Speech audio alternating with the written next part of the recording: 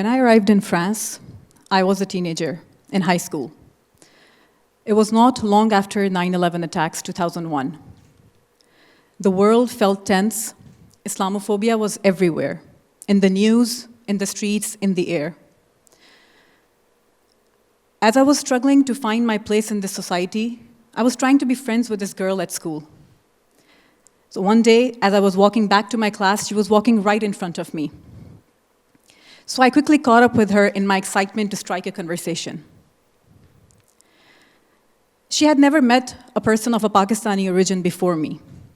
She had this image of the region and much of the world, and much of the Muslim world, as something distant, something frightening, something to be feared. And all she thought she knew came from what she had seen on a TV screen after an attack. So I did what felt natural. I argued. I gave her facts. I told her people of the region are also victims of terrorism. I told her we are good people. I was one, standing right in front of her. She said she didn't believe it. So after a few frustrated attempts at trying to convince her to change her image of my origins, I asked her directly, "Do you think you can ever change your opinion?" She said, "No." She said the damage was done, that it was too late now, and it cannot be reversed. The conversation ended in silence, and we both parted our ways back to our classes. As a teenager, I felt sad, I felt judged, and completely blocked out. She was not protecting an image, a perception of a region, a country, or a religion. She was protecting a feeling of safety in a world that had just been made frightening. And no fact I gave her could touch that feeling, because we were answering the wrong question entirely. What has happened to me then was not my first encounter. Over the years, I was asked if I was a Taliban. I was asked, why am I not wearing a burqa, and how come my parents are allowing me to have an education? All because of where I came from. Every time, I was shocked at how quickly people judged me based on where I was born. Every time, I doubled down on my arguments, and they on theirs. Now, what has happened to me has happened to every single one of us in one way or the other. Look at our campuses, look at our parliaments, look at our dinner tables and our comment sections. People are not talking with each other, they're talking at each other. And it is strange because we live in the most connected times in human history. We have more information than ever, more ways to connect with the other than ever, yet we're more divided than ever. I want you to imagine something. Imagine you're sitting across from someone who represents everything you oppose. Your pulse quickens, your chest tightens, and first, you avoid the conversation altogether. But then when you do talk, you come armed with opinions, with facts, with arguments and stats, ready to dismantle their worldview. Convinced that if you just say it better, louder, clearer, they will finally understand. But here's what the research tells us. It does not work. Why? Because we're taught to argue, we're taught to debate, but we're not taught to listen and to see. The best way to create a space for a better understanding is not through a better argument. It is through what I like to call recognition. Recognition is the radical act of acknowledging another person's dignity and the legitimacy of their perspective, no matter where it comes from, without requiring your agreement. We think we are defending ideas, but we're actually defending our identities. Many of us feel that changing our minds is a form of social suicide and a betrayal to the group that gives us our sense of belonging. Recognition bypasses that threat. It separates the person from the opinion, the relationship from the debate. So in order to understand why this matters, we have to see what happens inside of us when someone challenges what we believe in. Because, believe me, we are not bad at arguing. We are bad at understanding what arguing does to people. Psychologist Jonathan Haidt did a study to understand how people form opinions. He found that we do not reason our ways to our beliefs. We feel our way there first, and then we use logic to defend what we already believe.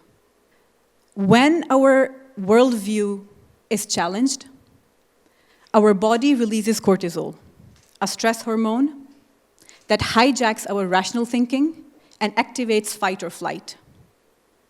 In that state, logic disappears, we stop listening, and we focus entirely on pushing back.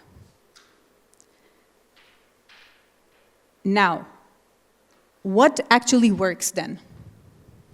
We have empirical evidence that recognition succeeds where facts fail.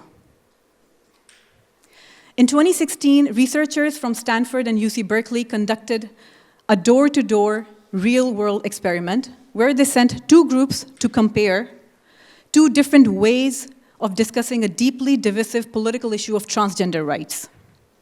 One group went to people's homes with facts, arguments, and statistics. The other group did something very different.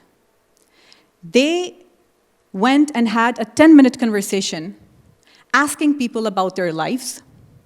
They listened and reflected back. The first group, with facts, almost no lasting change was seen with the people they communicated. The second group, the listening group, significant attitude shifts were seen even 9 months later.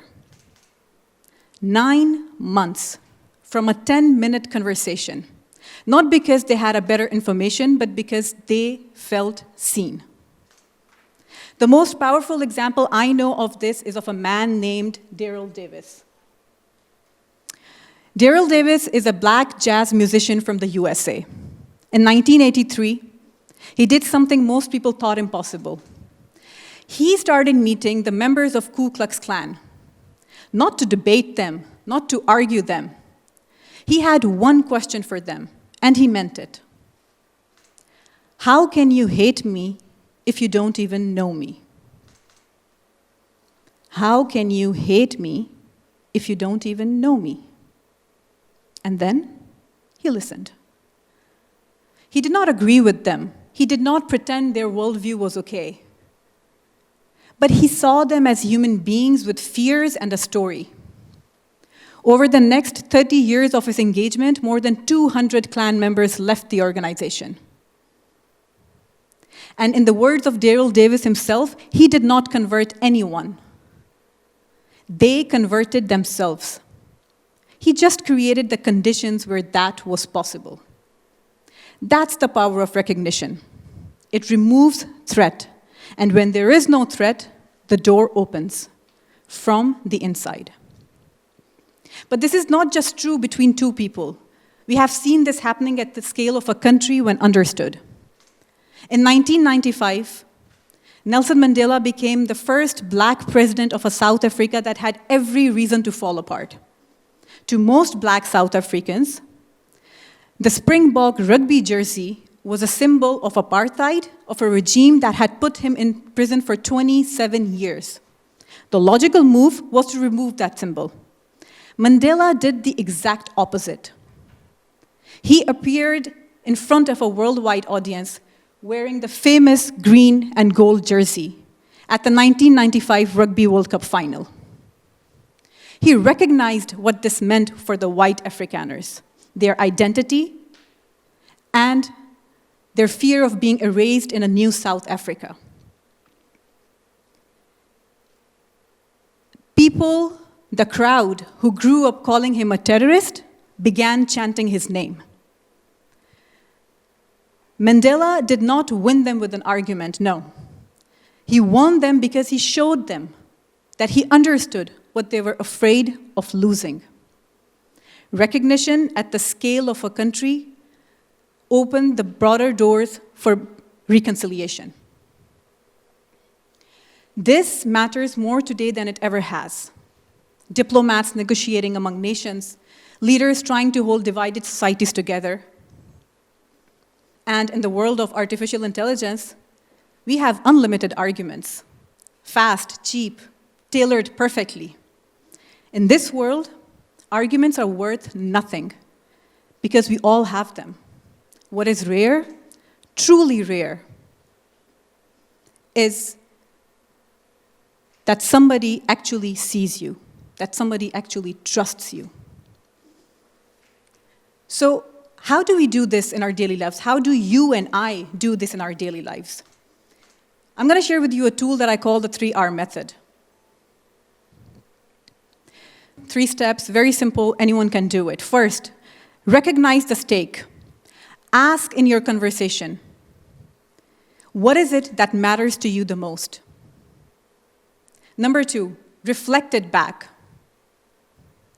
Show that you have truly understood what they care about. And third, reframe the disagreement. Mention what's happening and what both parties are protecting. And from there, move towards a solution. This is recognition without agreement. You can keep your conviction with an open mind. You just have to stop treating the other person as an enemy to defeat.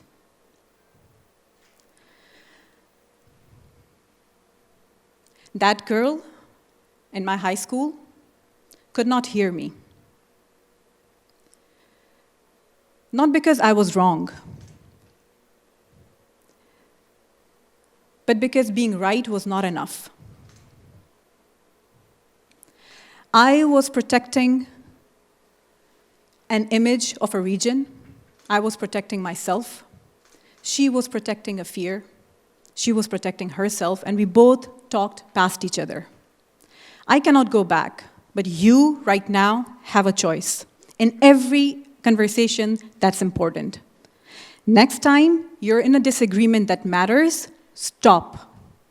Put down your facts and arguments. Ask a question. Listen.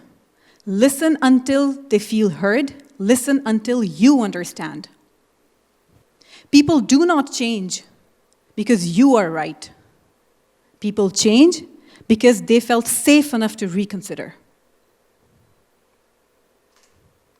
And sometimes, the most powerful thing that you can say is simply, I hear you.